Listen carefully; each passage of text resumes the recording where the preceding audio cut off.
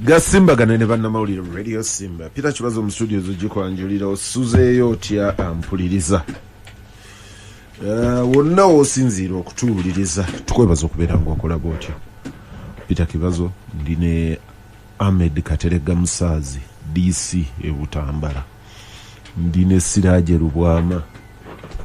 Lwe yasembayo okubeera n'ofiisi efaanana bw'etyo yali vice chairman e Makindye.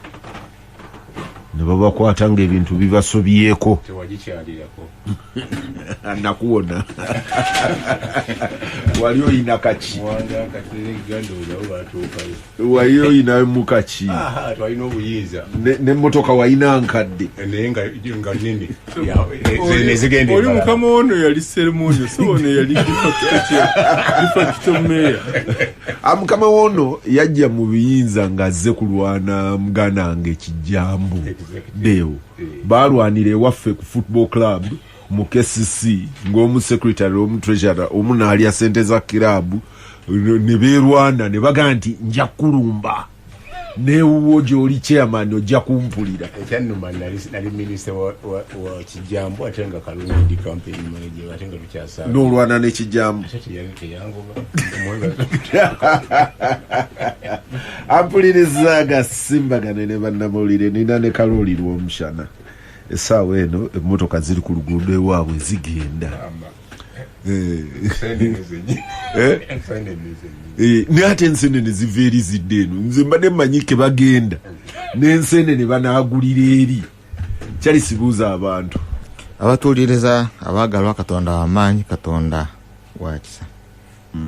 Omanyi ono ye tujja kufuluma mu studio nga tukusonza akabbo akateekamu amafuta ku luno Lwomushana agendeko ku Christmas atuukeko eri n'abatuuze. Nze gwe oyagaliza jambu boss, nze gwe oyagaliza avuge mu jambu naawe otuuleko n'abatuuze ewammwe munywaki mulamba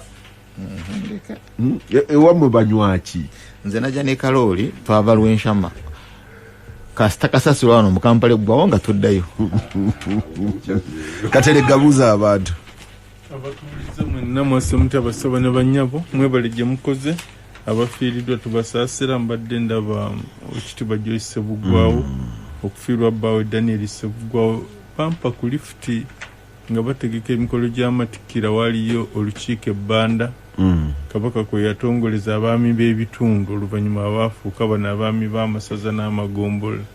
Nali Wangabo ngenda linnya Kyambogo ne bampa lifuti awo engeri gye na-interactingako n'omukulu oyo Ssebuggwawo. Naye mukyala Ssebuggwawo oyo tusigadde tu-interactinga mu birala bingi era abadde mukama wange mu ministry ya ICT. Wali mu Government Citizen Interaction Center. Tokyaliyo. Siraaje buuza abantu. Wewe wabeera era toviirawo ddala.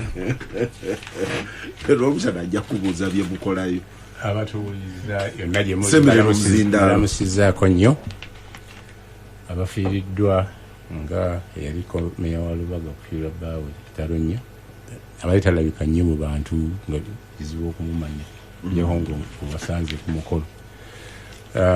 Wiiki eno era baziise eyaliko MP mu Busoga era munnabyanjigiriza Dr. Nawiso ne munnamawulire munnaffe Ibrahim Mwanda Ssemujju n'afiirwa taata we Kibazo n'atukiikirira. Katonda abagumye bafuniddemu. Sebo nze neekiikiridde. Wagamba Kanaabi genda? Genda wa? Kwajje ku program. Kitegeeza ki? Nti omuleseewo. Wali oyagala program hiyo ndege. Kitegeeza batukiikira. Otherwise ne Kanaabi abafuniddemu mwenna. Nali nina okusala amagezi. Wange Julius yamaze diploma ku Siraaje kolo kye nakola saayogera saagamba Kanaabi nti owaayi ngenda saawa bweziti kubanga Kanaabi ng'etteeka yandingambye tugende ffenna kati ate nze Kanaabi ampulira selfishly nga programu erina okubeerawo ate ebeera ennungi kuba nali mmanyi muwanga nja musanga Butambala Bijaba. Aisha alabika yagenda mu exile. Aisha yinza okuba nga yeetaaga okubuulirizaako sikyamulaba sikyamuwulira ne bwe mba siriiwo programu ngiwuliriza nnyo nga siriiwo naye Aisha simuwulira konzo waayo omugezi kyakola okunyuuka wekka kawolawola era nagenda mbawuliriza lw'omushana mu kkubo lyonna natuuka mpaka eri wansi bambi gye tunywa kaawa bayita waani Kateregga Jalia olaba njemanyi n'okugimanya ne bw'oba olaga skoli Jalia City bw'oba olagawa mba ng'endaka baabakolera luli oluguudo lw'Essembabule mba ng'endaka kati ku Jalia okima kimwe baabakolera luli olw'Essembabule it actually it's you introduced me there naye chicken is fake but coffee is okay nampuliriza agasimbagane ne bannamawulire Siraje Ruma Ahmed Kateregga Musaazi ne Charles Romshana njagala kusaasira mukyala Ssebuggwawo ow'ekitiibwa Joyce Nabbosa Ssebuggwawo olw'okufiirwa omwami amawulire bwe gasoose okujja Kateregga nagatunuulidde nenga omanyi tuli babi ennaku zino tubika abatannafa ne tubiisibako linaga nti gundi yafudde nokeera nogani nina mukwano gwange munnamawulire ennaku zino bateekako ekifaananyi nga yafudde nga n'emmotoka bazitaddeko Range Rover yagudde ku accident ku luguudo egindi nekituliraga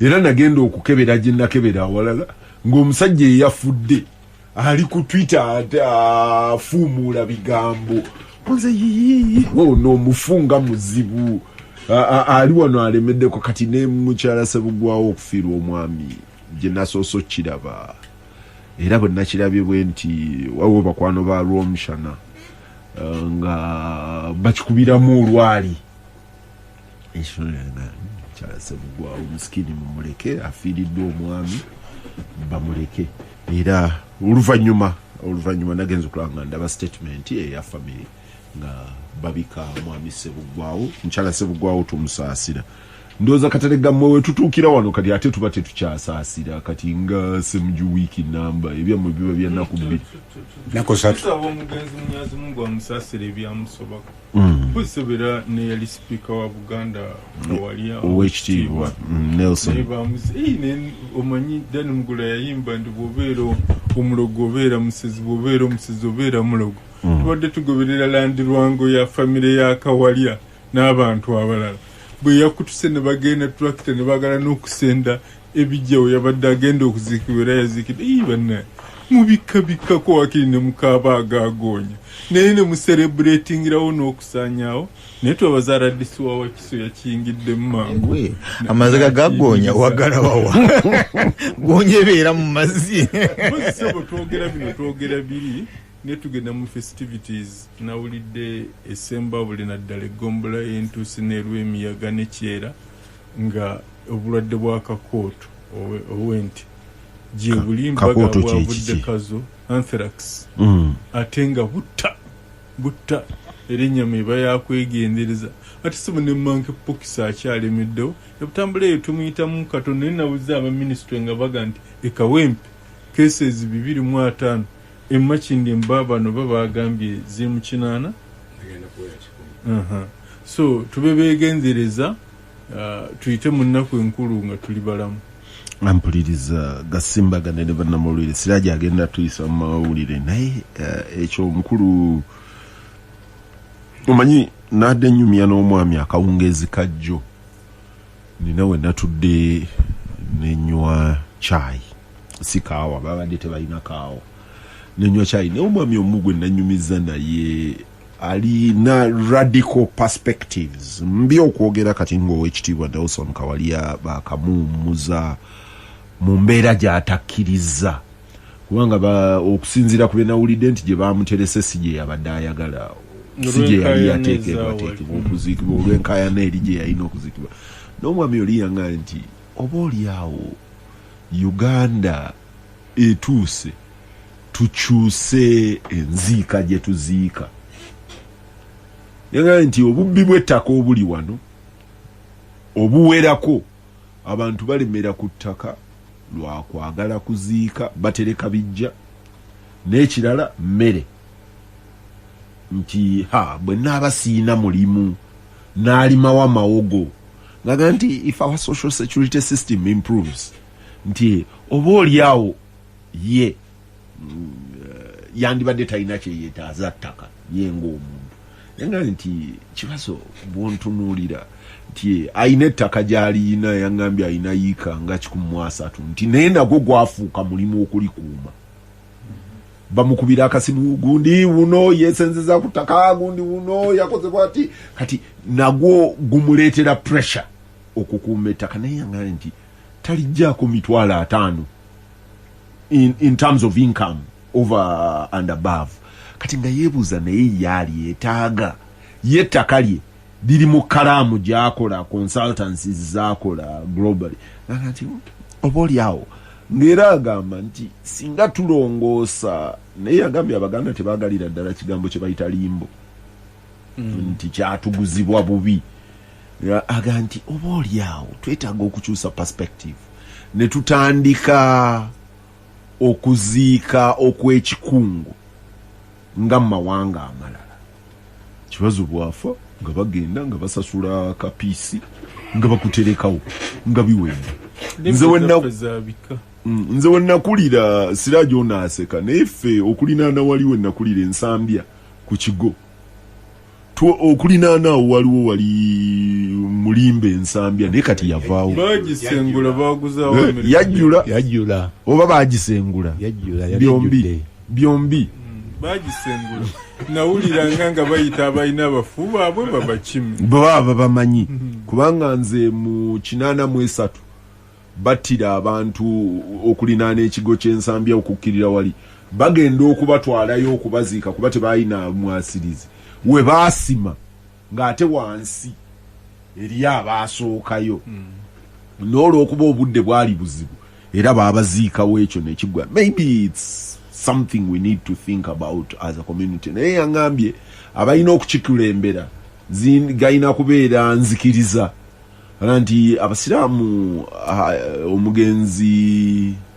BMK eri abakoledde ewa abasiraamu bajjumbira zirimbo bayitayo enkowe naye baŋŋambye wajjula abasinga obungi baprefaringa bijja baŋŋambye wajjula Imam Kasozi ali mu kufundraisinga okugula nkowe mpya bantawanya Amir Kamoga kati olingaga nti maybe singa kereziya kanisa zikola ekyo nkwe shortcut twoche kwocha ekereziya okirizo waffe tetukiriza kwocha nga sinalivinga mawulire ngisa kibazo kwocha Edison yabadde mukwano gyange nga nze mmanyidde mu Keke Beach ngera yagamba manager we nti oyo waleetanga omukolo gwonna gwaweerere ate nze nali mmanyi oli eyatuwa ku Namboze oyo Kiwanuka naye balirwana Kiwanuka Limited era naye ampeera bwereere n'emikwano gyange gyonna bafa balina ebizibu by'ettaka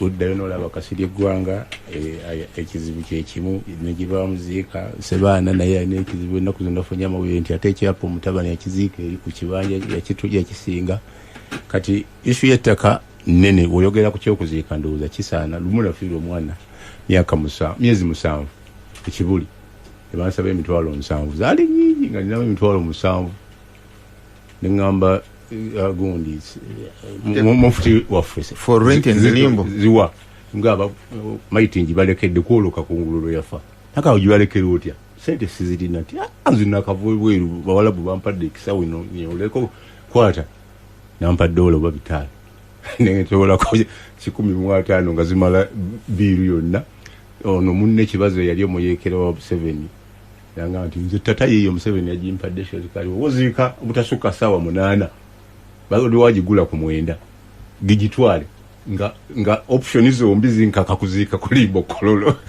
BMK yansasulayo sente Smaizi yasasula netumuziika abe bafunga ozika otya mulimba era oluvanyuma mama omwana gana anoonye bamuziika mujjewo nga talina waalaba so problemu y'ettaka nene ng'era tonna reviewing bambikidde wano omusajja John Muyisa yabanga musajja wa DP nnyo ng'atambula ne John Sebaana Kizito Muyisa gwe manyi ali mu UK ne era yoyo sebo gwe babika former CA delegate of Bujumba County Kalangala district yalina mukwano gwe yantwala ku nesese John Chrysostom Muyisa yafudde era bamuterese ekibale sese yabeerako Mstate Council ne John Sebana Kizito yali personal ono yali naye yali technical officer bombi ne Serwanga Lwanga bantu alake sese John Muyisa bono bajugera ku lift leka terengo bona abonede byali sebo Serwanga Lwanga yategeka omukolo njagala kitegerekeke bulungi ogw'okusonda ensimbi ez'amasomero g'essese nga gali bubi naligenda ne mukulu eri akatega ya helicopter naye olwo nali namala dde okulinnyako omunyonyi nga siina maddu ga nnyonyi nenjagala ngenzireko ku kidyeri nali sikirinnyangako yengeri gye twagenda ne Serwanga Lwanga ne Muyisa teyali lifuti eya bulijjo ate nekyali futi solowooza nti kyekiri ennyo era abantu batuwaligatowooza nnyo naye that's how I remember Muyisa Muyisa ne John ne Jebbi ye Jebbi yani yalinga secretary Kakoza nabasanganga nnyo ne omugenzi Sebana Kizito era baali bantu be nga bw'oba oyina kyoyagaza Sebana Kizito n'okwata Jebbi Kakoza n'okwata Muyisa n'okwasa 5 ng'oba omumazi amawere w'ekyeno gabadde mangi naye nga moodu ya Christmas yatandise abakozi naddala aba gavumenti babadde beeraliikirivu nga sente tewali president n'alagira banoonye wonna ne mu bigali babasasulise esaala gyabwe bagende balye Christmas yabagaye munoonye mu ngeri yonna gye musobola waffe Butambala babasasudde era bagenze basanyufu kasisi nebeera ya kiseera ne bagamba nti Christmas abatembeeyi mwonna mbawadde enguudo 2 ne mutandika 10 paka obudde kejenge naye tekuli mutaala ku nguudo ezo simanyi banaatundira mu ttooki ekiro naye nga bali mu muudu enguudo ezo oba oyagala kuziyitako weegendereze nnyo ngulugudo kinaki bali ku Beni Kiwanuka neri wansi wa Ham ezebbiri go down omulundi ogusoose mu byafaayo bya Uganda Prison Service Commissioner yalangiridde teri kukyayira basibe okumala omwezi mulamba balina ebiseera ebyakazigizigi balina ebiseera ebyakazigizigi oba oyagala musibewo leka ebyokulya bye ng'obyesiga ate nga se bifumbe ajja kubimutuusaako n'ebirabo ebirala omu ku bagugu bye yagambye tajja kukkiriza ajja kutuulayo paka luba n'amukkiriza okulaba Kizza Besigye ono ye mukyala we bamusibako ne ku Jinja Road ne bamulekera essimu ne tugamba byafaayo bya Uganda naye musiba asoose mukyala we Nibyanyuma bamuteeka mu kadukulu ng'alina essimu yayogera ne balooya be balukwago balaka wali ofunyayo musibe ngoyo mu Uganda simuzibeeramu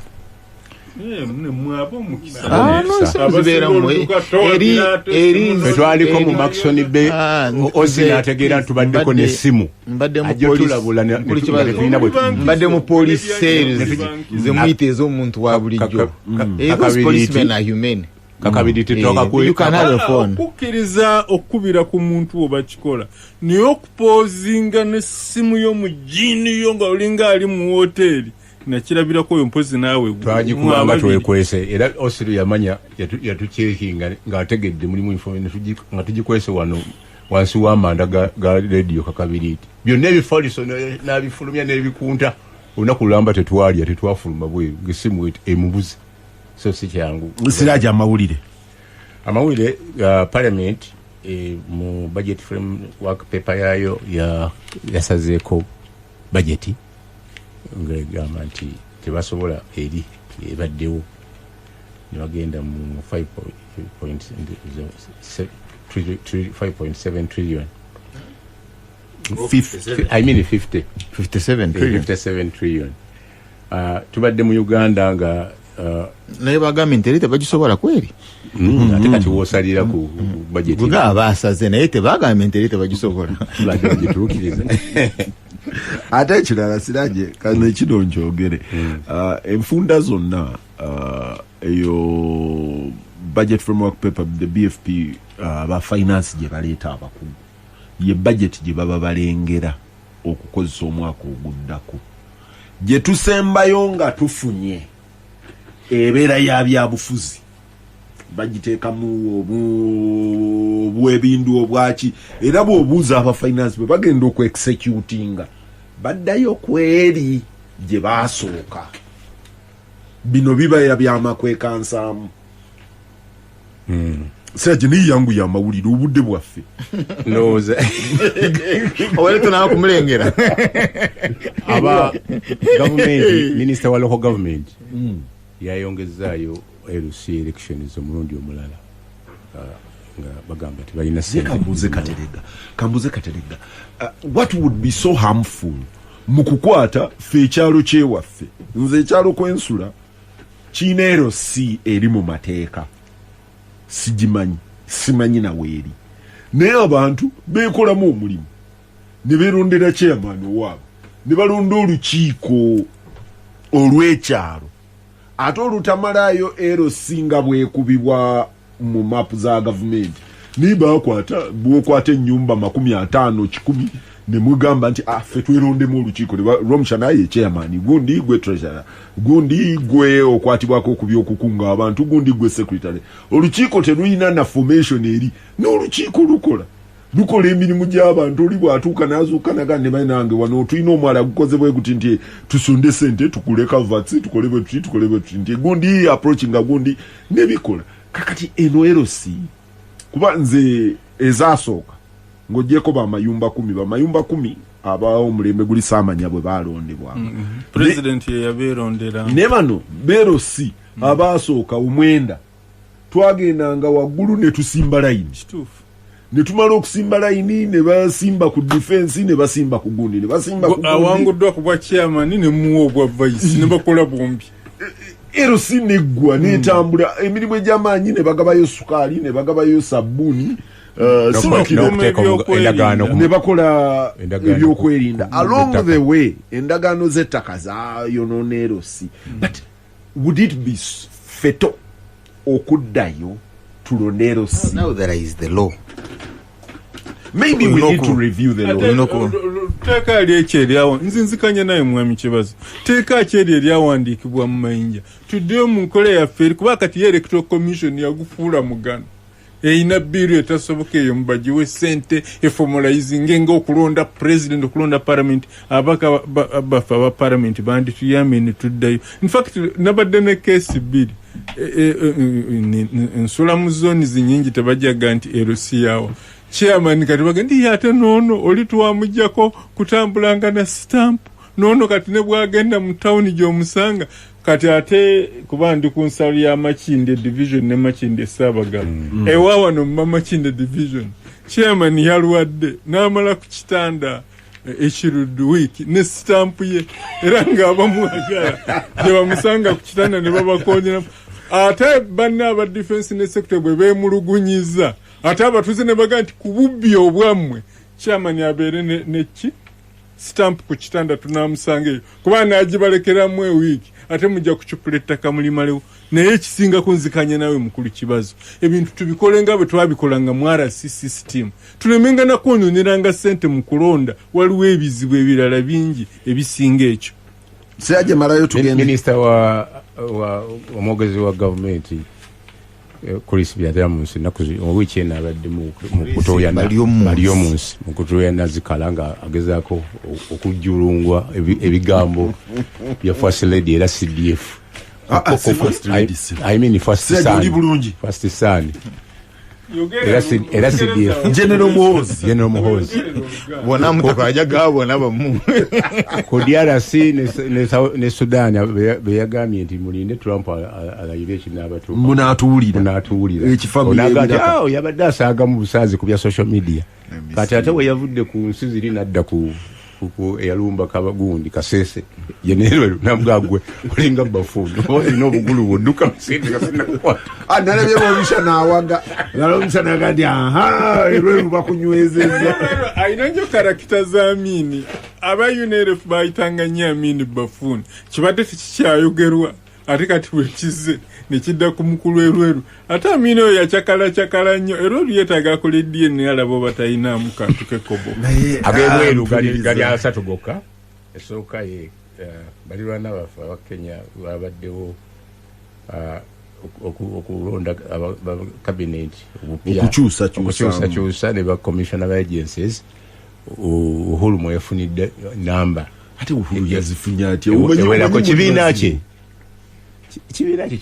kyafunya kati twagenze mu nusu mukate kyekyo kyennyini ripooti omanyi Siraje lindako president William Samoei Ruto ng'afunye obuyinza bekigere omanyi agolole suuti n'enoga najigira ati neyesimba ndoza abajigola ba Dobby original bali abatekanga kakatamba my father was a Dobby ya katambala kati nagandi eno government bagituwadde ng'ekibiina tegenda kubeeramu abakula emyaka we nakulira omugaati bagutundangako ekitundu bagita nusu mukate gwe bwobeeramu ne ssente nga tezigula loofu namba ate guli tegwabanga sliced ngoga nti Elliot bansalireko ekitundu ng'era basalamu wakati cwi ngo twalyanga buffalo otwala hafu yo nga hafu esigala mu dduuka kateregajje kati n'alyoka atugaa nti government si ya nusu mukate si ya kitundu buli omu gwe bawadde okulira opposition beerayo kulira opposition abali mu government bali bakulire government era etambule bwetyo era yetajja ku negotiating there will be no deals underhand wetwogerera Raila Amolo Odinga mtabani wa Jaramogi Odinga alinga co-president. Is that so? Almost a co-president. The convoy he moves with is a presidential convoy. Almost there is no distinction when you look at the presidential convoy. Ne convoy ya Raila Amolo Odinga. Wekanga wekazi nogani ogenda okulanga emblem teriko nomanya baba yagenze baba the fifth agenze kati baba wali co-president taina defined position ni wali kakati ate ne president Uhuru Muigai Kenyatta jaliye uwe atudde ero omukulu yagenze namugani mukama wange nzize kubuuzaako ebintu bigamba bitya bwe yavuddeyo n'akyusa gavumenti n'akola reshuffle abasajja be bali bakasusa ettale bonna ate n'abaleeta ekikwaju almost a third of them are into government and they are related to Uhuru. They are in his grouping kachinoga nti naye strategic set ya Kenya eyawukana ku balala ye Kenya teri yasigala bweru completely aga nti buli omu afuneko wakwata tusobole okubeera nga ensi efuna emirembe. Ripoti empya okuva mu mawere ga East Africa negamba nti Uganda eri mu kwewasabisa award Congo era economy yayo emunyunguseemu mu ituli nge Gasimba kana ne bannamawulire Radio Simba Peter Kibazo mu studios ogikwanjulira Ahmed Katerega Musazi Siraje Ruwama ne Charles Romshana nawe ampuliriza wonna wosinzira otuuliza omwaka tuguwerekereza ebintu ebyenjawulo abakufi babadde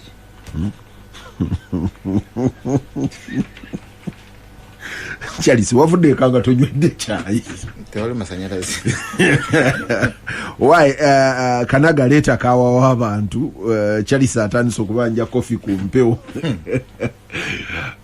ampuliriza ate nagenda kulinnya ebbeeyi era abayine emmwanyi yonna gye muziina kikulu globally ebimu ku ffe ebitukolera bagambanga nti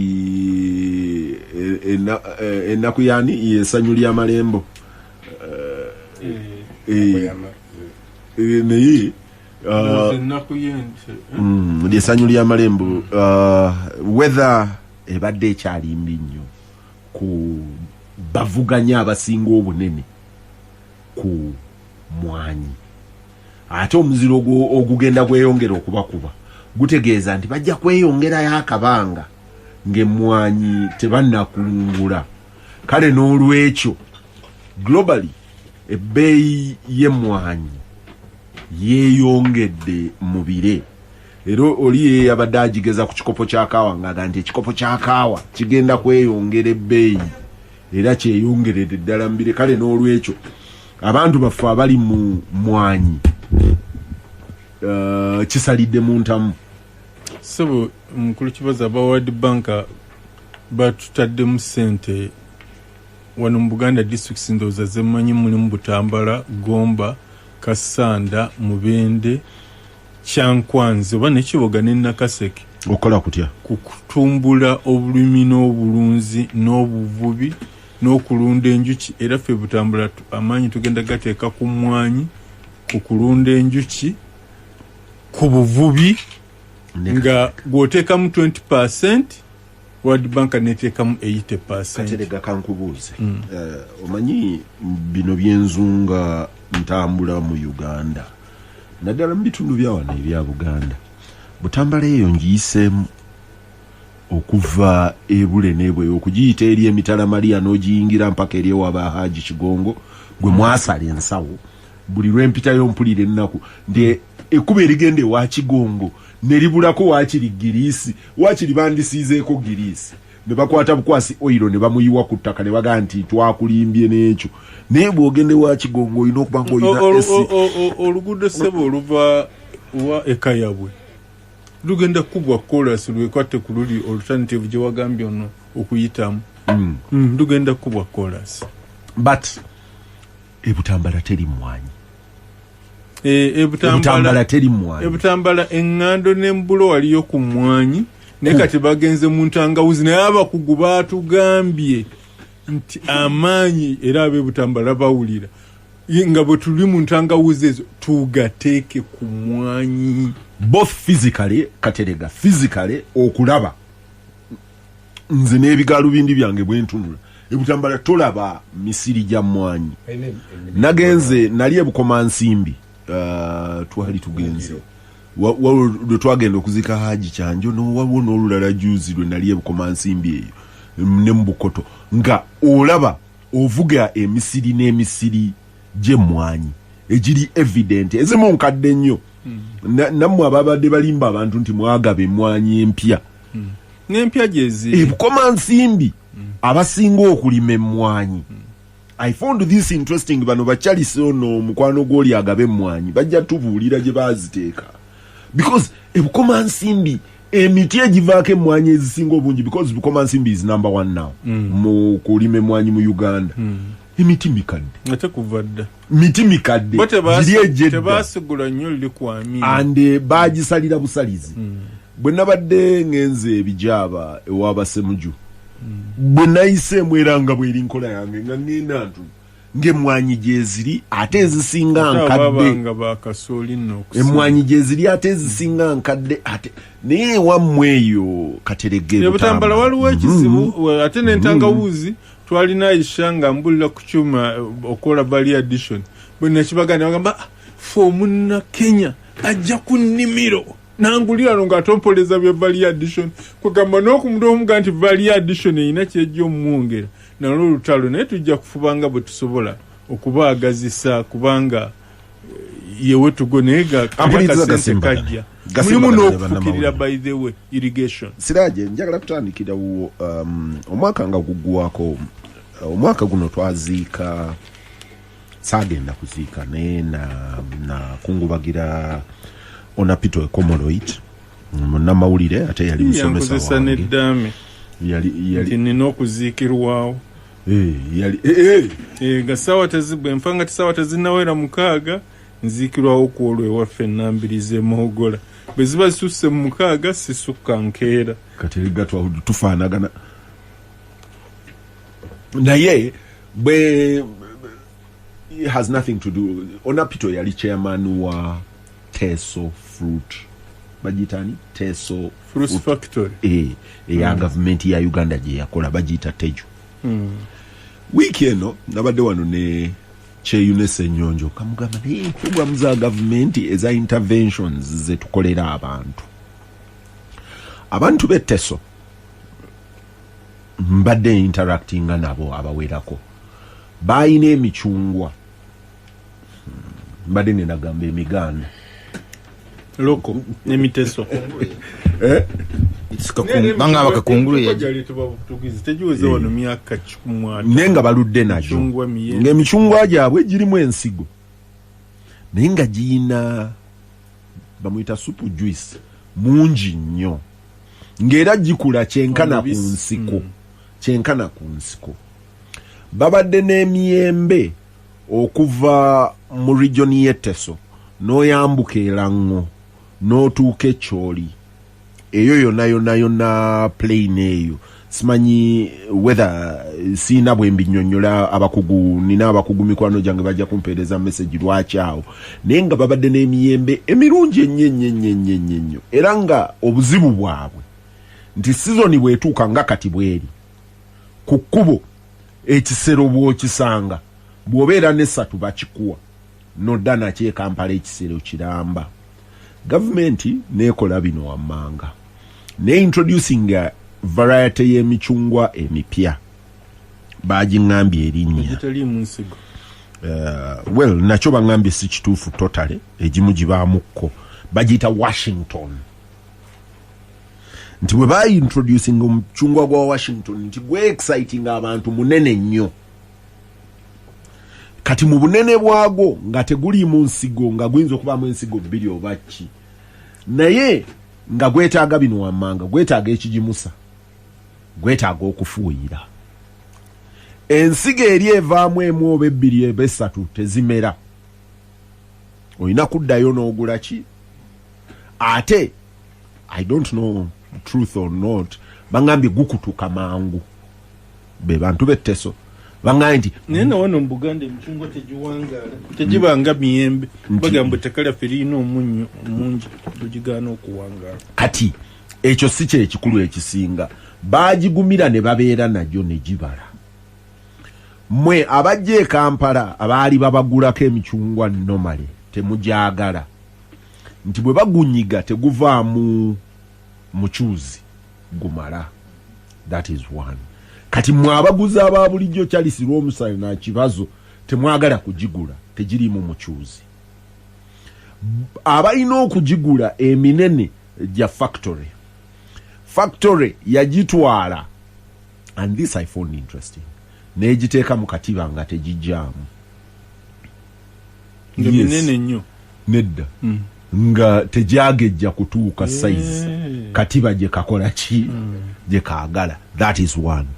Two, nga munda enyama yajo ngumu okusinga akatiba je kayina okukola ki okunyiga ate muyita mukko ensige mu bbiri nti mu nkyusa yaffe bagiyita ki grafting twa graftinga mukko bubi ensige emu ebbiri eyitamu kati emichungwa gy'Eteso Lango Mbale okwambuka mpaka Kyoli kuba bangambye jijjira ddala mpaka almost towards Karuma mu eyo vale bagiyitani njera biderinnya nenze ngulawo manga damu eyo vale ngojja towards Karuma nti jijjira ddala mpaka awo kati edi tebagikozesa bagigaana. So you have produce, you have a factory that cannot produce this. Kati juice wabwe, and this sounds terrible for the company, juice wabwe w'emichungwa gwe bakola pulp ate gwe nali naawe nga batunyonyola pulp tobigendamu pulp obuwunga bwe bateekamu bulira abantu amazima nze nakunyonyola batunyonyola oli yali abimanyi ate gwe wali obyagala nnyo ng'owooza vanilla ne batunyonyola pulp nga artificial kati pulp gwe bakozesa bamujja Kenya gwe bateeka mu kyuma kya teju era ne baleeta ne batabula ne batuweereza kati emiyembe bagatamu kigato bogamba nti baleeta buwunga bweri bwe batukoleramu wenjogerera kakati kyekimu ku byango emichungwa jammwe tegisobola kugenda mu katiba k'Eteso fruit ka ne ba importing obuwunga kati ekyuma weekiri bo bakole ki emichungwa tegisobola bakiwadde investor mpya ndowooza eyali ani owa Ethiopia president yabadde ayita ye kati ekyo ekyuma tekisobola ekyo ne kigenda naye president bwe baadde bamuwa report mu trip ya PDM gyali mbamugamba nti emicungwa giri eno miyitirivu ginyirira okufa emiyembe story yonna nga bwe ginkubuulidde bweri entuufu ku emiyembe size nfu ate abalimi bakuba enduulu kati abali erango n'ekyoli bo ekyabwe kiri waasi nti emiyembe emipya gye mwabawa allegedly gyaleeta ebiwuka. That is their assertion. Nti emiyembe gye mwabawa gyaleeta ebiwuka ne birya ne giri emikadde gyaliyo kati balina okufuuyira. Oli yangambye nti omuyembe gwe tuyita ogwa doodo oba gwe katerego omanyi koona abeera yenkananga guno omuti oguli ku Simba nti olina okufuna mashini eneegufuuyira otherwise va ku miyembe. Kakati bagamba nti gye mwatuwa emipya tebagigula ate gye tubadde nagyo ebiwuka bigiridde. Kati mutwagaza ki? Production and marketing wa PDM. President ali mu kutambula yagambye abantu nti muyiikeemu osobola okufunamu akawumbi. Siraje PDM ndiokenzire wa Rome oba nanditandikidde wa Rome shana leero. Siraje ebyo byonna bya PDM bine muyikanye eza modo tokafuna wanji sebo siraje president namwerabidde bulungi ng'agamba nti ate agenda kwogera nabo nti yiiko osobola ogifuna mu akawumbi. President gwalabye $1 billion. President Gwala shillings. 1,000 million shillings. Yeah, itaka yeri enkanaji. President Gwalabye. Aina 10 square miles of land. Atulagi. President Gwalabye. Aba mutambuza ne bamulaga gundi model garden is 4 acres. Tamanyi nti batono nnyo okusinga abatamanyidde ddala kulima. Ate tagenda n'abantu bakugu mu bintu bya kulima. Lwaki? Yandibadde tatema tooke lya inchi ya futi 3 ng'atema omuti. Bakuyita kuyulya. N'amalako yambia ng'agitemese gundi nnya. Gomanyi okukala. No, lindako. Yatwalako ku modo gadini wano. Ekyo nakyo ate abamuvuga president nabo bamuleke. Bobo onoteme ettooke. Ate bino mbyogera. Because babikola mu nsi zonna. Nsoma ekitabo kya yani omusajja wa Maviri yali prime minister wa Bungereza. Bungereza. Boris Yeltsin. Ate mutake wawa. Ekitabo kye kyensoma temuli muntu mutake. Naye akugamba nti ye bwe yatuuka okugenda okukola donut ye wa mawulire yali wa mawulire ate ekitabo kyakiwandiika mu lulimi olusomeka. Aga nti yatuuka wali nga tamanyi kukanda nakola ki kati baali ezize babikanze dda ng'ajja n'akwata mu bukwasi n'agira ati n'aleeta n'ateeka wali mbwenduulu neeraya ono prime minister amanyi n'okukanda amandaazi donut mandaazi n'agasiigako brexit now kati abategeka president waffe and from purely a professional perspective bw'oba oyagala president wagenda ayunja ettooke ng'omumanyi nti ku myaka 8 ayinza okubeera ng'amaanyi galinga agajjajjange we yagendera takyasobola kutema jambi emu. Lwaki tetugiyunjiwagala? Ate bw'ogiwagala bwe yeetema. So kyokola olina okuleeta tetemera ddala ayinza okwetema. Firimu tugizanyira ddala netooke tuba twalisaze kati bwajja bw'atemako bw'ati n'abeera nga James Bond na agira ati nerika eno ne balikwata nga ddene ate baliyimiriza n'oddiyimiriza abasajja abayimiriza ebitooke ku kkubo. Daniel Toroitich Arap Moi baleetanga ente ng'eyina amata agasinga obungi ne bagakama ne bajja ne banaakama ne baga nti ente ya liita 6. President ettooke muliteekewo mulikanikemu ekitooke mukisibe busibi nga kiriko enkota ekwata ku ttaka. Ne president ne mumutwala akutte kanyoko yalimawa ate akutte jambia akatemedde mwezi mula bamutwalako lumwese esenta wano ku lw'emukono nga bataddewo kipipa kimotoka ky'amazzi ne bateekawo ne tap naye nga amazzi tegaaliyo by then aga national water n'atutwalako demonstration garden ye wano dayo ku PDM ye ne interventions interventions ye yennyini akulaga nti asobola okulima bwe yatutwalayo okutulamuza ng'afukiriza bucupa buno bwa mineral water oba wava water nze nasigala ku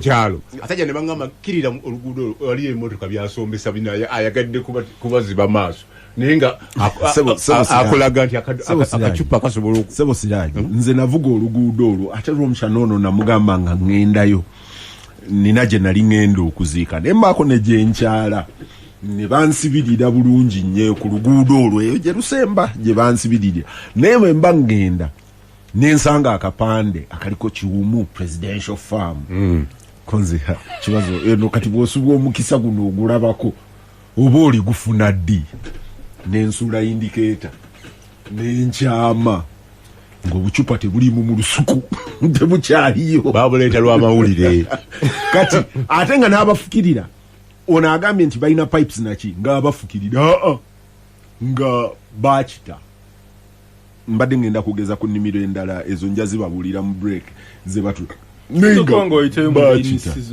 kati mwene enkuba etonnya oba ofukiriza nga bakita era ne mbagamba ab'Ekiwumu banguze emiyembe nga mbabuuza wanonowolooza waliwo emiyembe ejja wano gyagaana naye omaaso eyo gy'onoogenda ng'ogenda towards Ngoma balima emiyembe era bwe nagenda eriyo munywanyi wange munywanyi wa Lwomushana yantumiza emiyembe naga nti kati gobadde oyagala miyembe anti gobadde oyagala miyembe gobadde oyagala ku president ku ya Kenya gobadde oyagala ku family omukulu nti bakule yayina emiyembe ku bbali bakuleetera emiyembe ogende nagyo oyagala gyenkanaki akawumbi kayogerako buli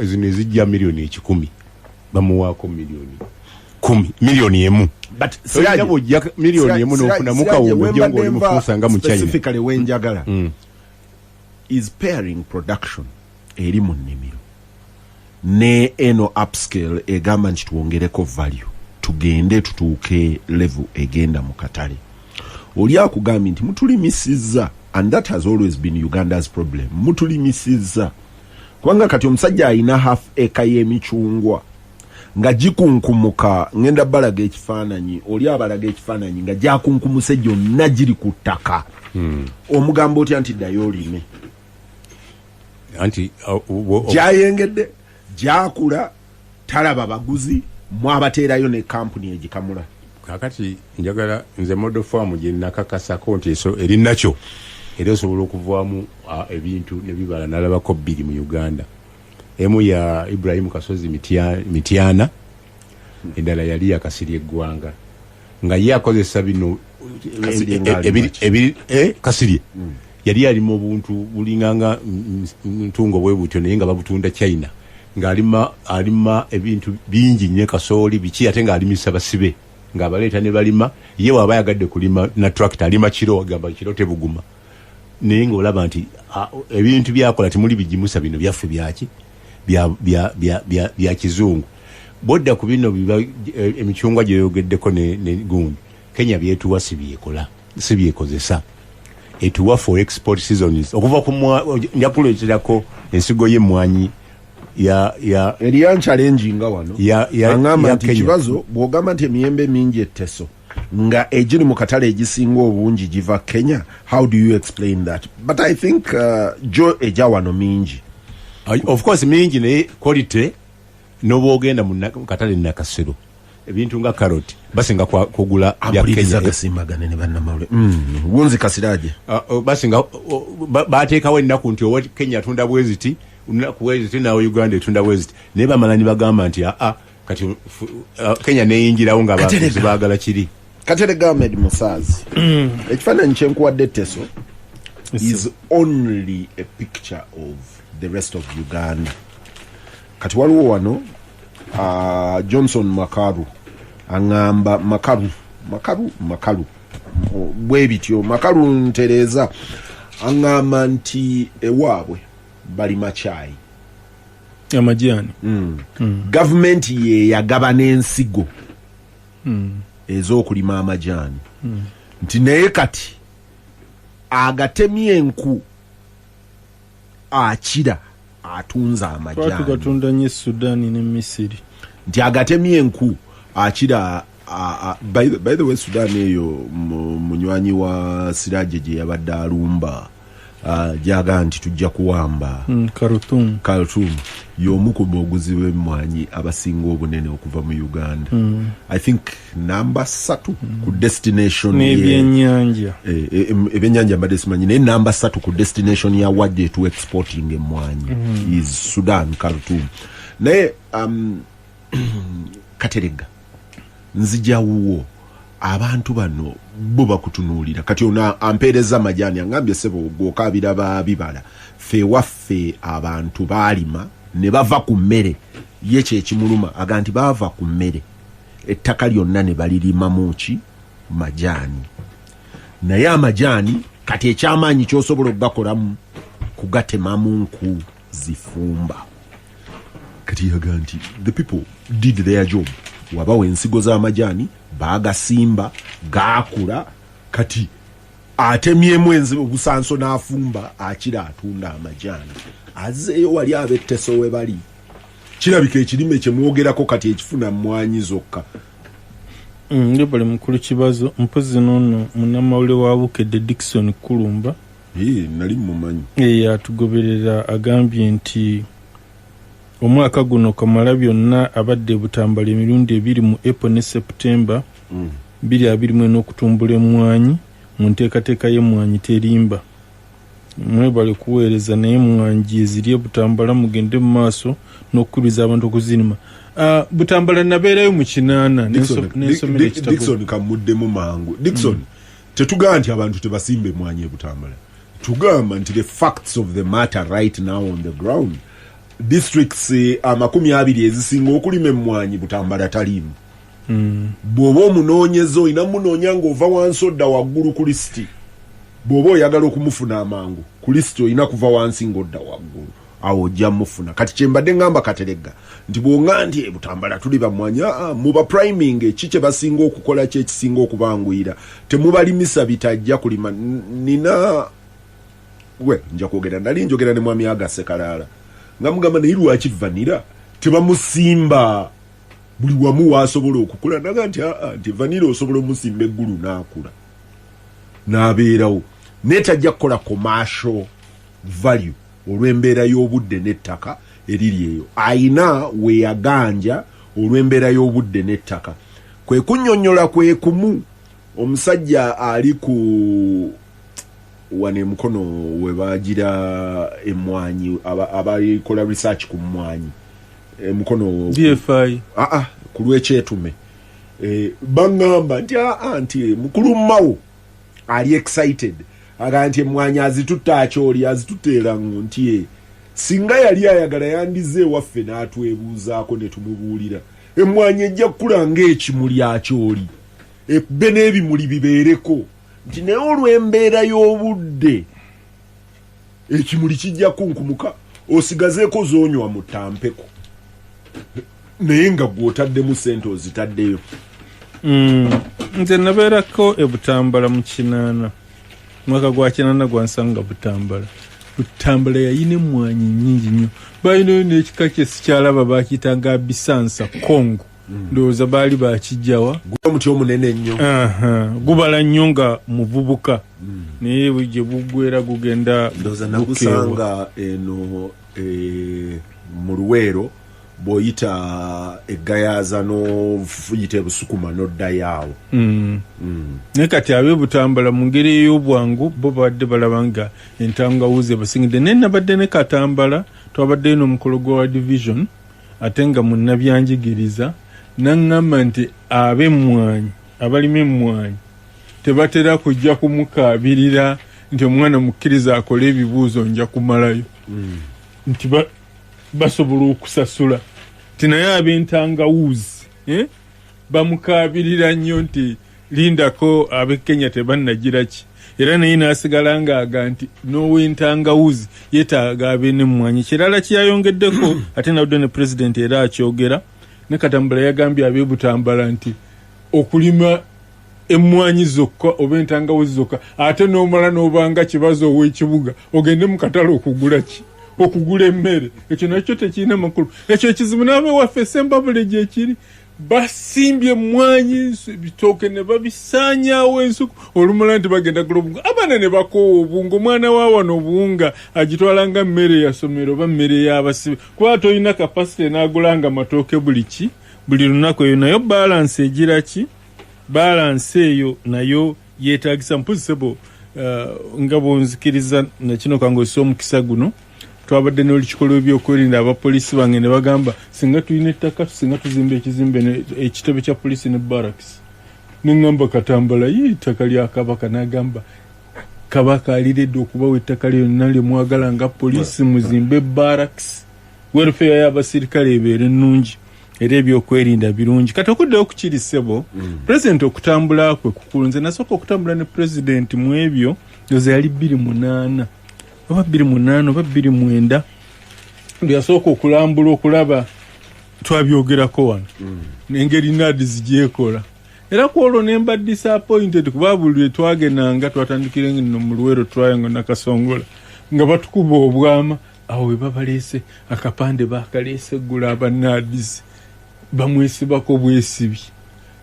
Ne president nsubira naye intelligence ye yabimanyi yakwatanga aba NADs abo ne bakambwe abasibye kakati ate wetwanyukiranga ng'abayimbudde nga tiwali kigira ki nendoza yali abalaga sigino era omumwe mwava operation wealth creation n'ebirala. President ayigiddemu ate yasooka okutambulira ddala nga bano bamaliriza CM 95 ng'ali mu campaign era yagamba nti yaddeyo World Bank yali egamba nti eri ku poverty alleviation tokendeeza ku bwavu nti yali ku poverty eradication okubumalirawo ddala.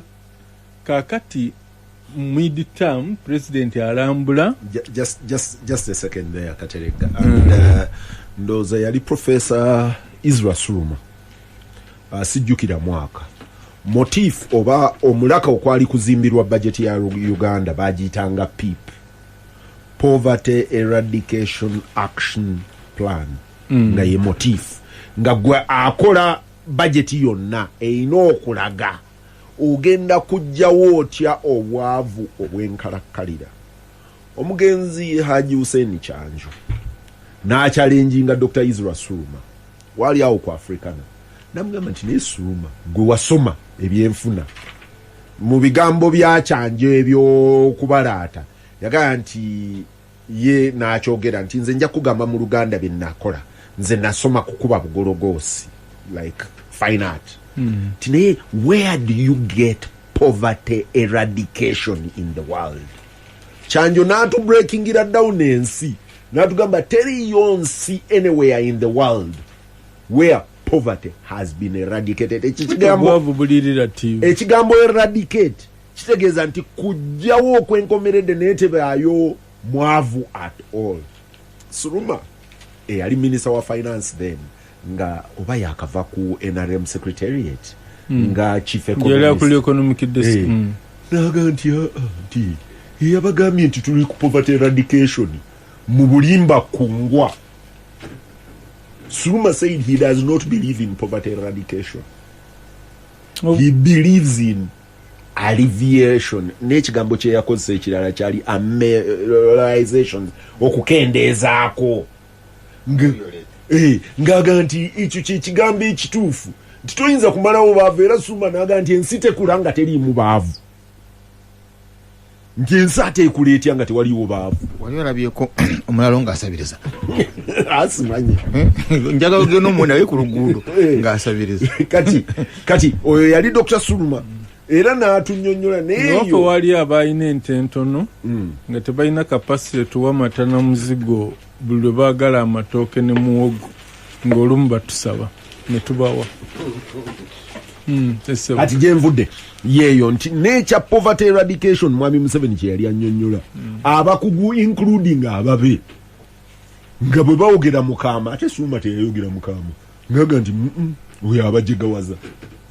Nze nsuubira obwavu buli relative kubanga nze ku lwange omuntu bw'abanga asobola okulya nakkuta ate emmere entuufu anywa amazzi afuna eddagala omwana asoma bisikisi ezo nga weeziri oyo aba mugagga.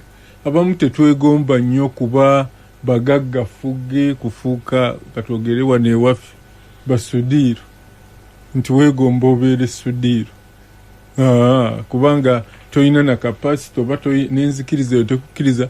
Bwe yali aggulawo omukolo gwa sudiiro gwe nali mbaddeko gwali nga aggulawo Crane Bank olwasooka Ssaabasamizi oyo gwe yajja e Buyindi n'abikolera awo mu lujjudde omudugavu awo ne bw'anaaba n'abikola abikola kiro enkya n'aleeta faaza oba seeka alemba odduwa n'emmisa. So n'olwekyo owesa amakona mangi njagala kutuuka wali ku interventions za gavumenti zeegamba nti buno wano tugenda kujjawo obwavu mponga byoya tutuuke ku nsi ensuubize. Ate ye mwami Museveni talina ku bwavu mponga byoya yaga nti obwavu bwonna kikafuuwe.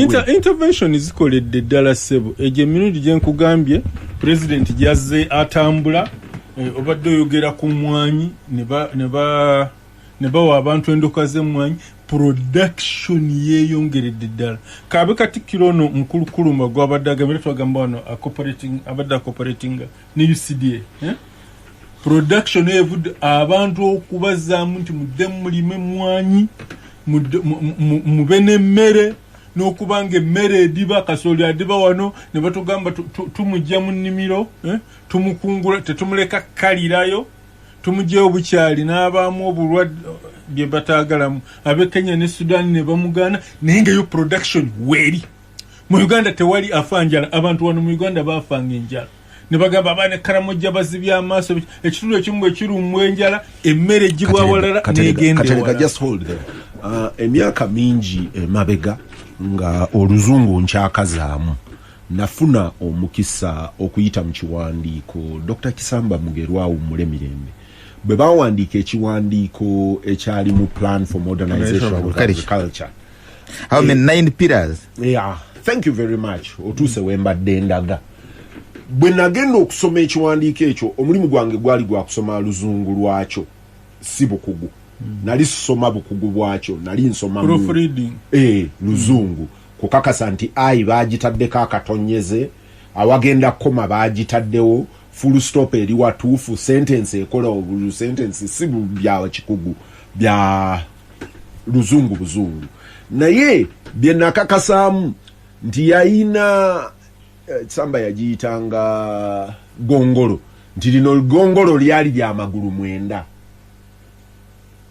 Charles gayogeddeko amagulu omwenda ekisanyi kuba ate gongolo amagulu toyinza nagabala amagulu omwenda gano gaali ga plan for modernization of agriculture.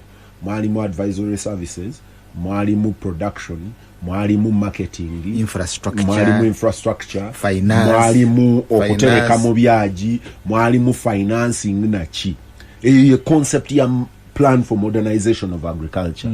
Gwe buli lwoyogera nti abantu nti bakoze production ne preamble y'ekiwandiiko ekyo yali ega nti bannayuganda okuva ku mirembe gy'abakoloni when opportunity has arisen ne babeera whipped into production, they have never failed in production. Ekyo kiwandiiko kya ministry ya agriculture aga nti bannayuganda tebalemererwangako to produce.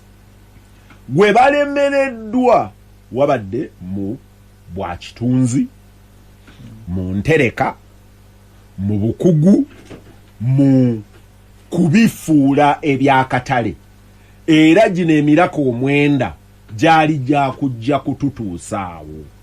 Katerega emyaka 2 later oŋŋamba tukyali wali PMA we yatandikira ng'ekola preamble yaayo nti abantu baffe bakya producinga naye tetulina gye tutunda tetubikozeemu because baali batuwa ekyokulabirako ky'amata nti amata omulundi ogwo baagayiwanga ku luguudo. Olinga bagamba nti n'amata ne mu nsi gye baali bagaagala nga katugeze eryantonde mu town baagala amata nga gali eri emunda mu kyalo simanyi bwe babiyita nga omuntu ow'akagaali okukima bagiyita kyene ey'ekyuma kaani agenda okutuuka ng'akooye nnyo ng'agamba ntayi kaabulengane ng'agalekayo eri mu kyalo ne gatatuuka eno kubanga enguudo si nkole kubanga tetuyina masanyalaze mu trading center we tugenda kutereka kaani n'ebigenderako ezo interventions government ezisuubiza mu kiwandiiko eky'oluzungu olunyunyutuvu n'ekiwandiika nega nti zino interventions 9 zonna zigenda kutambulira wamu. Professor Mushanga yali mwalimu Mushanga yali mu NADS bwe baali babakomereranga NADS nga president agenda atambula abaanika nga bw'oyogera naye akugamba naye munnaye emiraka gyali 9 ogumu gwe gwasimbula ono mwana yalina okubeera ow'emyaka 9 ow'omwaka ogumu omuvunaano otya mukulu kibazo oluusi n'oyogera era kumpi tukyali mu plan for modernization framework twavaawo framework ekyali yemu naye twavaawo twakyusa ebigambo for example twalanga infrastructure development enguudo nga zikoleddwa nali nkuwuliddeko wano nga weemulugunya lwaki baakola oluguudo lwa Mpijiviira Maria Sembabule n'otamanya nti eyo kato korido yewava amaki iwava amata era tewakyali mata gayiibwa sebo nze sirwemulugunya naluvuga nave bukomansimbi eri bwenti nenduvuga nenetolola bwenti nembeera nga ali Switzerland in fact fabzeri bazisiba ziringa ze Switzerland zirina ne SC ngeno gundi Arab Spring they just wanted to feel good Arab Spring tena gwao twatutuna mata gobunge Syria kakati tugenda gatunda Algeria ne Nigeria okitegeeza okumanya bisimfumo ezewala ekyo kigenda kutandika kati ate singa tezaali conflict in Algeria price ya mata mu Algeria gali cheaper than Ankole simanyi lwaki Algeria yagala nyamata kubanga mbawarabu naye tosebo sikiriza nze even after they have subsidized ntambudde nnyo Middle East Algeria is in Africa part of Middle East is North Africa tewali webayina bulunzi bwa muzinzi obuvaamu amata ng'ogyeko ziri ensolo ezaaki ez'omumalungu sezo statement ez'erwenshama zeri ku buzaabuvubi no but they can get milk from Canada they can get milk from production effective tuwe information tugende information eva wa engineer Amos Mangeni aga president 7 yali esamya ebusia abantu bakunganya embuzi ku byalo ne bazireeta president Faye agenda kulanga ziri wanagana n'abagazi n'embuzi kulwanagana zisiza famu emu ate tulemenga kubeera ba prophet obuddu avuliriza katerega bwagenda tero omushana ali successful n'okwembeza kyakaterega n'oleka ekyalo omushana gasimbagana ne bannamawulire Radio Simba Peter Kibazo mu studio zo gikwanjulira Charles Romshana Ahmed Katerega Musazi Siraje Rubwama yayambadde suuti sigitegeera kala Siraje kale yo bagiyitaani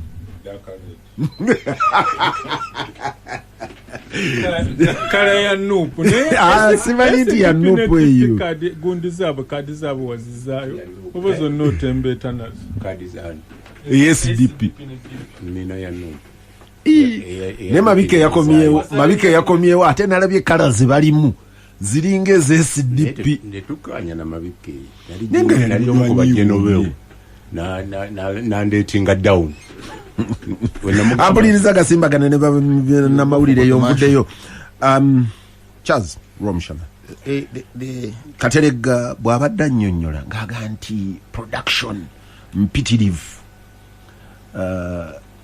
that is not in doubt abantu bakugamba bw'obagamba okuproducinga baproducinga ngeza nnyo ku Kisamba Mugerwa ayina lwe yakola campaign nga minister wa agriculture ng'avudde mu ntandikwa campaign ye ng'egamba abantu okulunda obumyu simanyi oba mugujjukira abantu indeed obumyu ne babulunda Kisamba bwe mugamba yali ndowooza ku radio ne bamugamba nti naye Dr. Kisamba obumyu tubuyina ninga tebabugula nzena mulondako nga mbaguza bayitale wali embuya kati kisamba mu ngeri y'okubalaata naga muyego okubulya nambuuza kibazo akamyoka lya koze kanfaananira emmese naga nti mwekizibu it's not a test even sikalyanga nako akamyuka woma tuli banjawulo yaŋŋamba nti mwekizibu nti gwe bona otandika okukalya n'abalala ne bakalya nti bano abaana bajja kufuna obutale konze kati waba bwalunza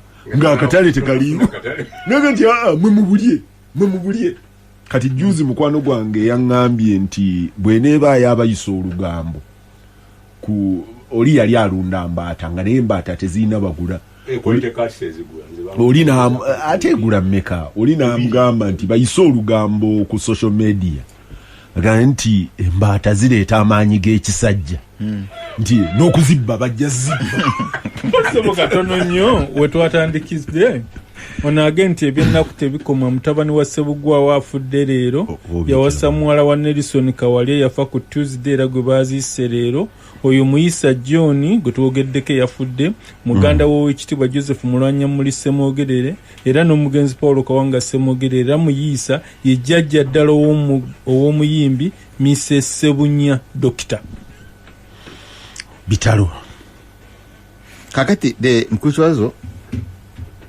ndabyo two areas zolese area esooka eradication of poverty is it eradication over is it eradication of poverty or the eradication of the poor?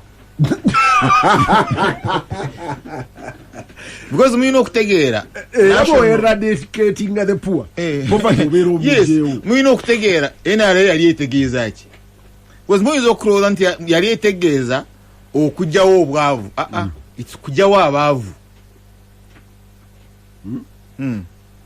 era bujjawo abavu obwavu buba bugenzi ye moddo omusajja bwe yakwata so that's why you see bwogenda Bunyoro abantu abali kankuze mbyafaayo katono nnyo kateregona alina okubanga amanyi musomi wa byafaayo abasajja abangereza bwe bakwata abaali abajeemu ewaabwe abajeemera kabaka w'e Bungereza group emu bagitwala New Zealand group ey'okubiri eyali ey'abagagga abalimi be balowooza nti bayinza obbakolera ensi empya ng'oli mugagga mulimi naga nti eyo mu nsi empya tetugenda kutwalayo muyinike n'omu eyo ndooza gye baatwala e Australia yonna baatwalaga Kondo New World be bana abali mu America eri balina gye baatwala ababbi abajeemu ne batwala abagagga ababbi ne babatwala mu nsi ey'okubiri ndooza Australia aga nti wano tugenda kukolawo obugagga fugge nga naye tebatutta naye kati bwe baatuuka oluvannyuma lw'emyaka ndooza 3 ab'ebyenfuna ne babagamba nti bw'otwala abagagga fugge nga tobatwaliddeeko bapakasi oba tolina kyewokoze kuba tebagenda kwekolera nabo beetaagako ki labor kyova olaba buli woobeera ne kololo wabeerawo ekiwonvu awabeera ki abakozi bw'obeera ne muyenga ebeerayo wansi eri ensambi ew'abasiraaje abakozi abambuka waggulu kati sebo toyinza kweradicatinga baavu oba bwavu mbadde nkunyonyola modo ya NRA the model of the National Resistance Army mu capitalism tuwayinza occupation buba bunyusi ya America the model of the NRA si ya kujjawo bwavu kyovolaba enkayana mu 7 zabaddemu nazo mainly mu Western Uganda mu area ze Bunyoro and I think even Patriotoro is kujja abantu kutaka waliwo agenda okulima oba miyembe oba mangada actually no, mangada not mangada fene no not fene agenda kulima these fruits avocado sorry kifunye agenda kulima avocado therefore abantu n'abajja kutaka abantu bayomba nekyetagisa head of state ogendayo kubakakasa banange temujja kudda kutaka katugenda olayo babazeeyo kutaka so the NRA tetunulira mulimi oyo nte mu improving alime chovola wona wolese intervention zezo abantu bakutuse obolese tea, kawa, chai ali no ekasese ne eyo garuga kayona yagirete yona byafa because they it brought food insecurity. Ye yakula chai jali omwami abadde wano nga mpereza message angambye chai jali era ya teyabala bakuyita kola kyo okukula kwa chai katerenga tabala yakula ensiko za chai jeziri nite bayina baguzi. And you see echaba eyokanu echabe kanungu abantu bagenda mu kulima chai ne basigala nga tebayina mmere kati nga bayina okugula akawunga from kasese. So it brought food insecurity. But the larger issue is in bagwawo finally as a population mugwawo abayabavu. Then endala how they measure progress modo ya Salim Sari nti tunulira amata gebayuwa geyongedde. So gaba geyongedde then production has increased.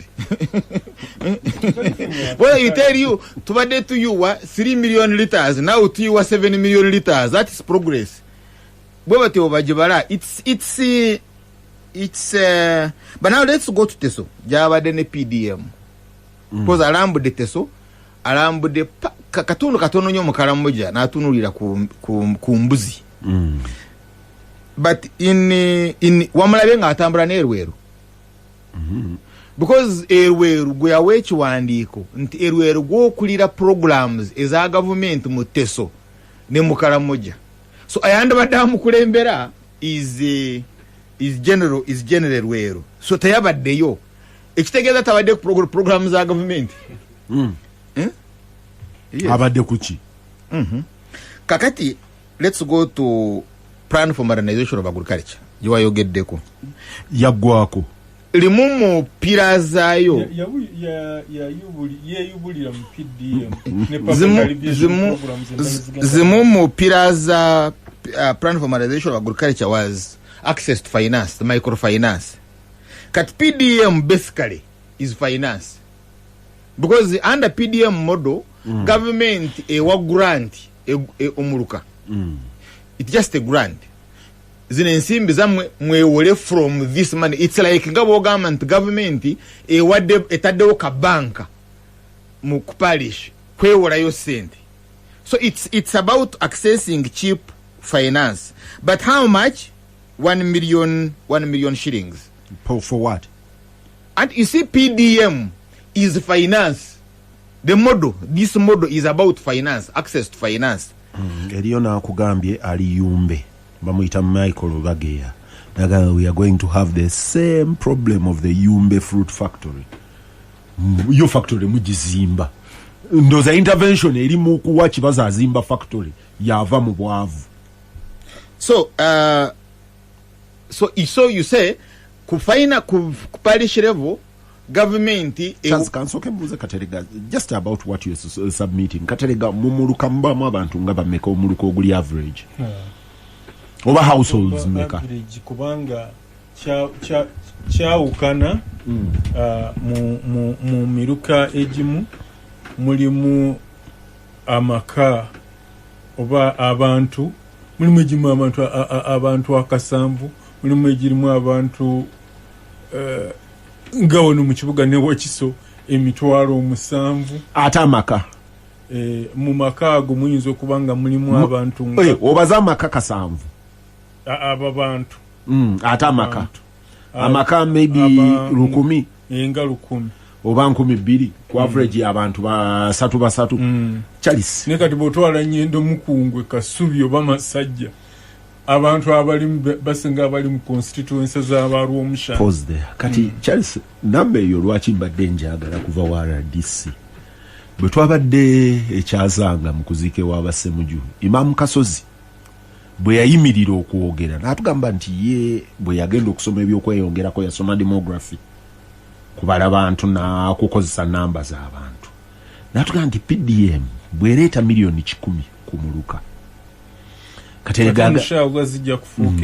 Katerega agambye nti mulimu amaka maybe 10,000 ag'abantu bana maybe 10,000 kati njagala ongabire milioni 10 mu maka 2,000 buli maka obeera ogawoze sente mmeka ng'omukulu tannakuddamu ssebo ng'omukulu Simitwalo 5 katono nnyo mukulu kibazo ng'omukulu tannakuddamu PDM teyajjirira buli omu yajjirira abakolera olubuto lwokka abalala abasinzeekaawo balinayo emyoga abalala balina eza small and medium enterprises ekibife kwe kulowooza nti buli muntu alina okufuna PDM no so ate buli mwaka bongerako abalala Charles mu namba ze tubadde tukozesa zeezo z'oyina no sijendi the model the Ministry of Finance ewa grant call it a SACCO, call it whatever it is, to sub-county level.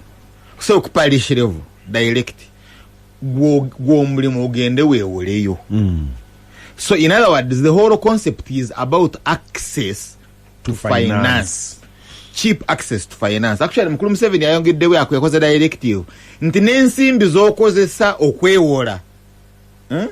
Bank charges. Government is sasule.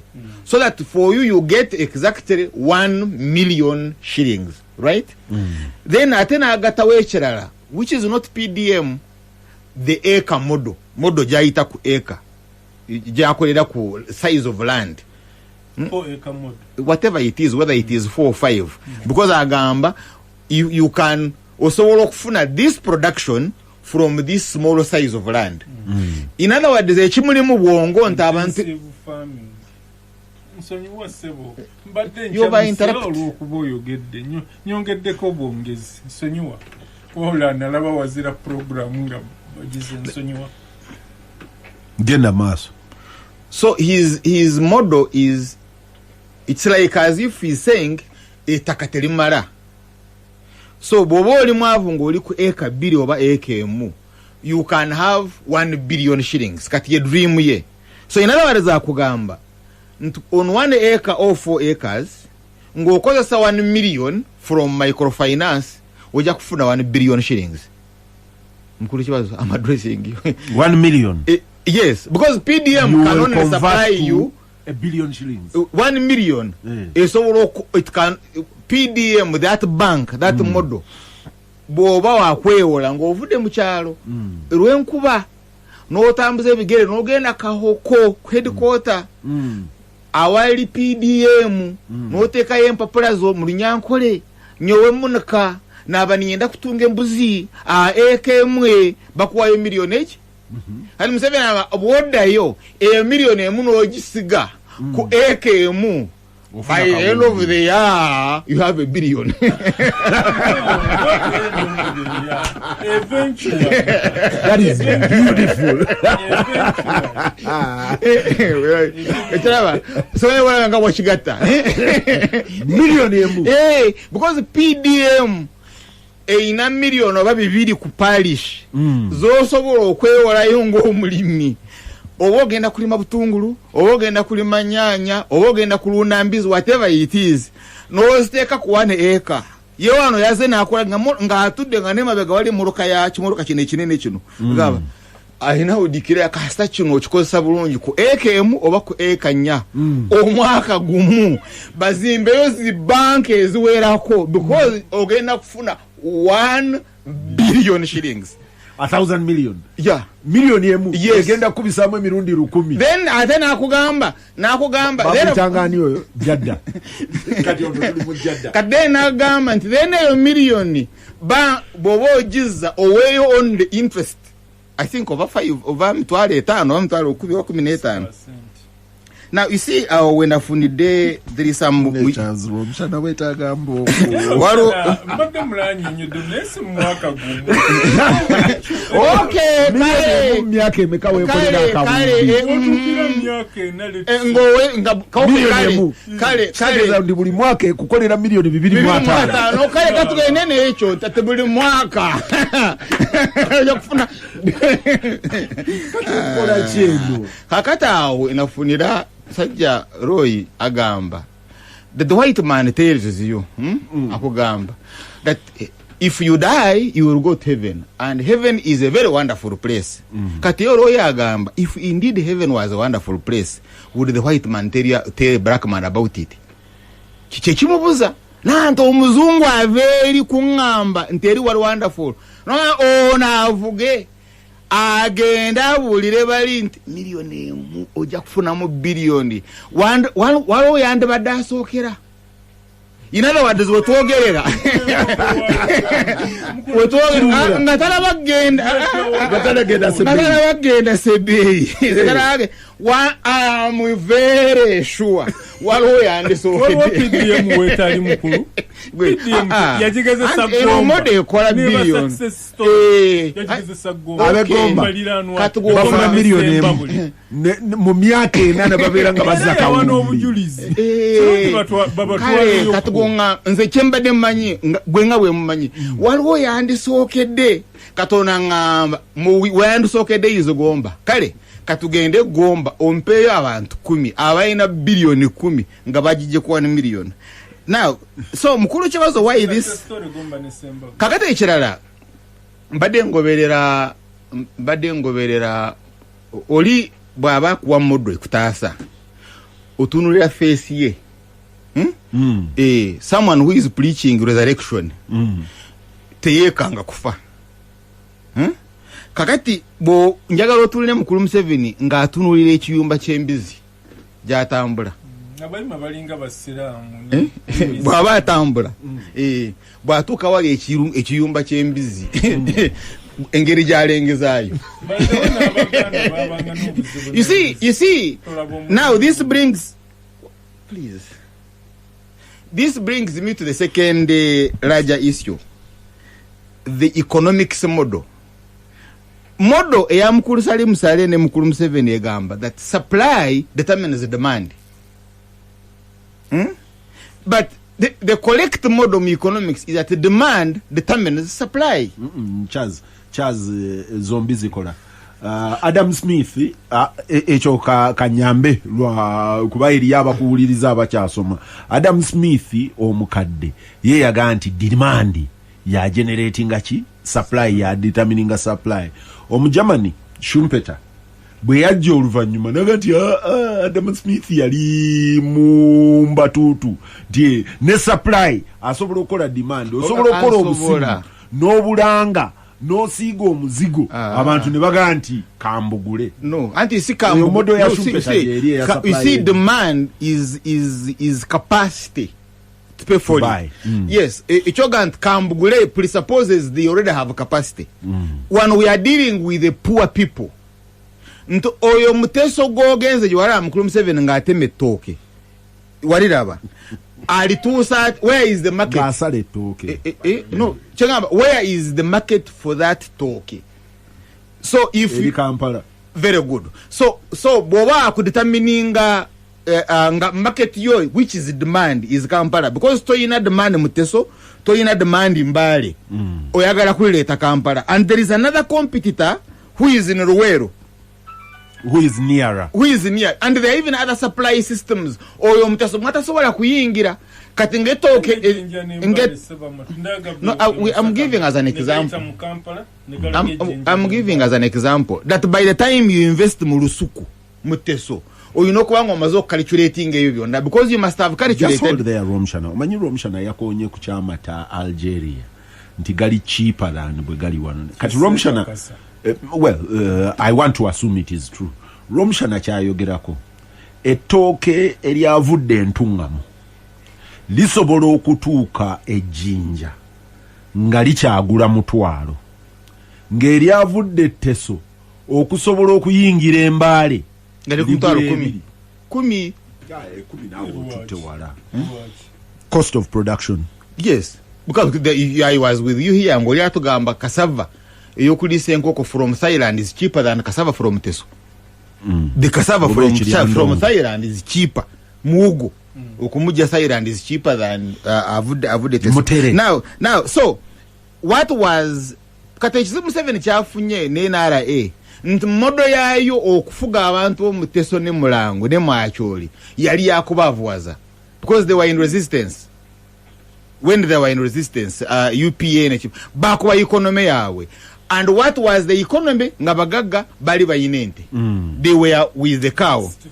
They were doing the cow. And enente yalimu as chogo gedento mugaga against oyisewa that island Australia.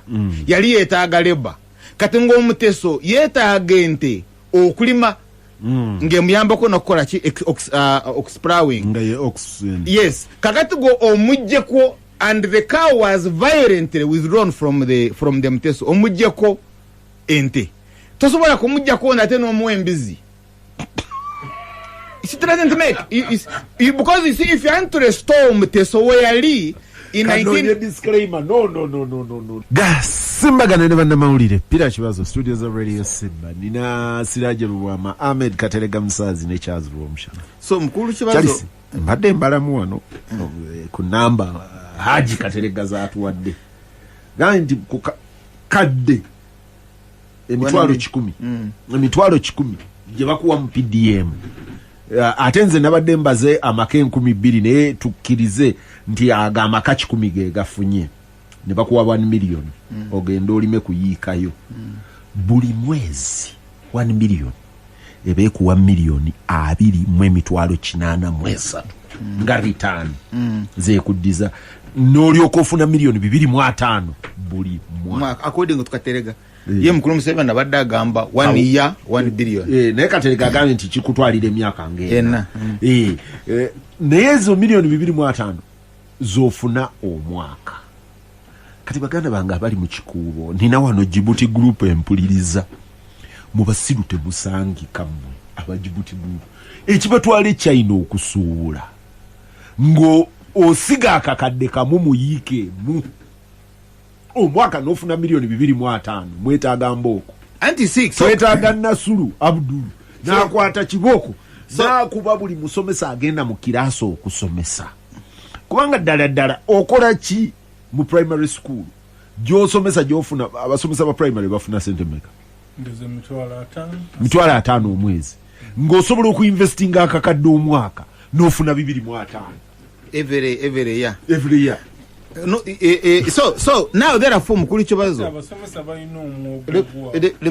mukulu kibazo then now let's look at that big lie, that fat lie. How go government lie in the civil musagara mboko was letters rate kakati gogende teso there is the David Pulkoro model Teddy Karamoja the David Pulkoro model yenga agamba ekitundu mwosanze minerals like katingeno cement bajija Karamoja ne bagikolera tororo ne bajira tororo ne bajita tororo cement nenge evude Karamoja kati bamukolera na wane waffe wa mukono bamuyita Kampala cement kapeke nenge eva Karamoja.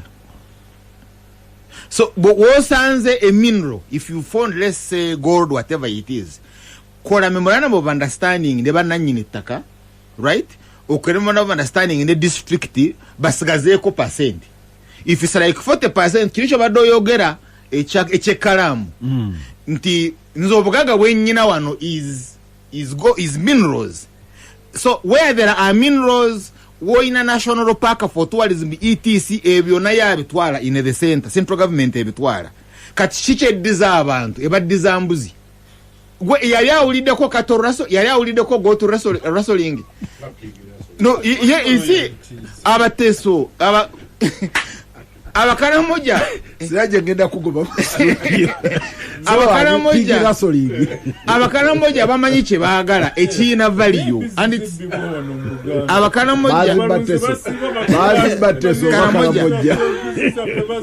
because you see if you want actually by the way I think enegali omuka yali itayo moroto yes tuka moroto egenda soroti whatever it is but ngana yao we the object of mbare soroti au wakati yao ngente bazireta ne balete ente ne zijja Kampala ne wafese mbabuli zajja nkonge ne zijira kuyeka ngaziva so in other words Karamoja yali supplying enyama erene gali ye omukka je twayitanga Kayola originally byali bigaali byante nga bigenda mpaka Teso gye baali ba introducing nte bagiyitanga Boran enkunku gye bayitanga Boran nga bali Teso actually ku mulembe gwa Idi Amin yali akozeeyo ne Uganda Meat bagiyitanga Meat Uganda Meat Packers yagisikira ku Obote baali bagikoze Teso nga baga nti olw'obungi bw'ente z'ennyama eziri mu Teso n'ezive Karamoja wano katubakolerewo ekyuma ekiparking ennyama ate amaliba bagaleete ejjinja mu Tanare so katika kunguru therefore mukuru kibazo kakunteza nyama kakunguru Mr. Kibazo therefore kati mukuru Museveni bwaba yagala kwa economics ne mukuru Kireba kana badiyo ku moda kakunguru nti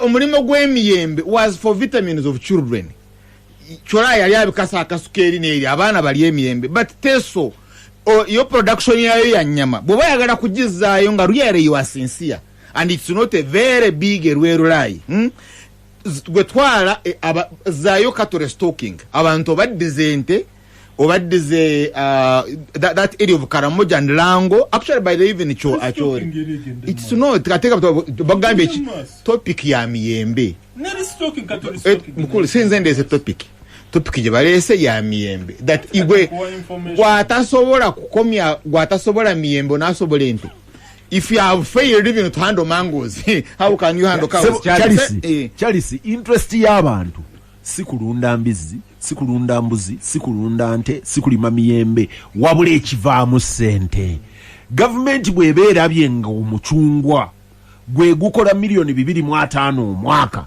ku kakadde kamu ate nze mbonabonera I have told you Kibazo I have told you several kanchi kudiremu that supply demand determines supply wano Kampala gwe ntera kulaba wano ngogula obutunda oyina bakusupply ngobutunda but obutunda buva Kasese have you seen intervention mu butunda obwo have you seen intervention in Toro the nabine pale byogerako ono kasoka ku information emyaka ebiri nga Uganda Investment Authority inonya University of the Year omunene ali wakati ne ali mu middle natambulako nabo nga nkiikira ujja emyaka ebiri naye twatuuka ku factory ekawempaawo erina juice w'emiyembe n'endala jjinja nga bakubuulira engeri gye bamufunamu ne kati ate bano abakozi ababulijjo ng'ovudde kuba abakutuuza ne bakuwa kye baagala okuwulira nga bakugamba nti babireeta okuva Kenya ne tubipakingira wano ne bakola ki ne bateekako made in Uganda so ekyo mu Uganda mwekiri nnyo okisanga mu factories nyingi ne kiba nti tetunnafuna capacity ecompetinga na neighboring countries nadala ku juice na isi Professor Gilbert Bukenya Professor Gilbert Bukenya ngachali vice president yaleta upland rice iwafe Bugangari and no Bwambara sub county nibo ugendayo kati mukuru Kibazo that sub county which is close to the national park tetuyinayo swamps but abantu bali mu mucheri kati bukurungu we bakolera processing oguparkinga what you call value addition naye yagala kusaba municipality because the price has grown chegeza okolaga you don't need swamps to weta ku destroying arwera yorukaya kulima mucheri the model of Vale Baseka emazo okukiraga that you can have upland rice and it becomes productive mutufuka everything so chegeza okulaga kiri yakuwadde data yakuwadde database abada saving amseveni tena abyonona nti ku milioni emu okola 2.5 omwaka nze ngo nagamba mukulu Museveni bwendera benyama which is produced from Kisozi farm ya mukulu Museveni ngepakinze ku produced from Museveni's farm ndigigula ne bali kiteka ku billion then awali manya what it means to enter a supermarket Boraba na abali mu supermarket noga yuga chiki waliwo there is a certain brand gentero kuli nyama yayo 1 to 2 kilos yuga chiki super super eyo bwendera ba super ngeva lwakitula nga ya Museveni ya parkinze nyama oli musajja ya parkinga mata where olaba nelilo to Nigeria ya Museveni ngogenze u then you will know what it means mata what aga parkinga gwe aga parkinga ono manto oli musajja okubeera ne space boss okubeera ne space mu supermarket ngoina mu fridge eyiyo freeze eyiyo brand eyiyo awo manti oli musajja awali manti bano basajja and you sustain it for a year 2 years by the way I even don't have a please Chibazo I even have no problem ne mukulu Museveni ne bwaba yagala the entire budget of the whole year ya Uganda government bajimuwe nga yije agenda improving that farm ekole eche producing parking eteke wano mu freezer I will be the first purchaser awojo kumanya nti it is not easy byayogera ko byonna is theory. That's why you see you have to give respect to farmers abali mu market abali mu industry and who have endured chovola waffe abantu balunda ente zino ezenchotera that yes because they learned nze romshana kati ne bompente yenzungu simala akwa you don't have the knowledge if so you can't simply era mu report eriye waba muwanga kivumbi embuzi zafa ente zafa kubanga bazi wa abantu nga tebayina bukugu tebayina bumanyi yes nga tozimanyi ne guno omwanyi you need a lot of knowledge that's why you need that omubaka gwe nali njogera naye nga ndaga report auditor general's report eri public osobola gifuna ngegamba nti bali baba wembuzi nembuzi zino okubeera mu kiyumbe ekibuguma just temperature olina akwata embuzi ng'alabanga zino nakabegeze waffe yewe akawungezi bwe kwatuuka n'azigamba muyingire nga mulimu enzikiza mulimu ki nizifa